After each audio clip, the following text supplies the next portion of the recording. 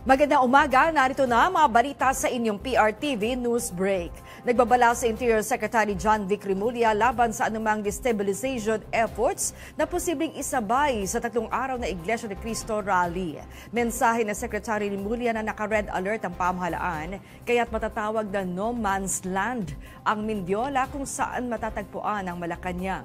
Agad aarestuhin ang mga manggugulo o magsasagawa ng pagkilo sa nasabing lugar nang walang permit.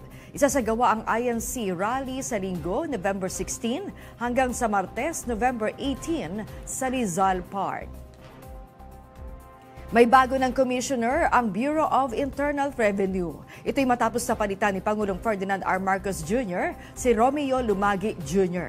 Ayon kay Presidential Communications Office Secretary Dave Gomez, papalitan siya ni Finance Undersecretary Charlito Mendoza.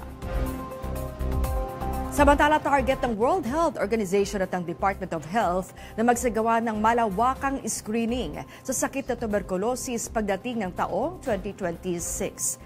Ayon sa DOH, sa ilalim ng bagong aprobang Philippine Strategic TB Elimination Plan, Phase 2, target nila na mag-screen ng nasa 12 million na Pinoy sa susunod na taon. Alinsunod sa direktiba yan ni Pangulong Ferdinand R. Marcos Jr. na palakasin ang paglaban ng bansa sa tuberculosis mula sa tinatawag na prevention hanggang sa treatment. At yan ang mga balitang nakalap ng inyong PRTV News Break. Live kami sa Free-to-Air, Beam Channel 31, Signal Channel 31 at sa YouTube.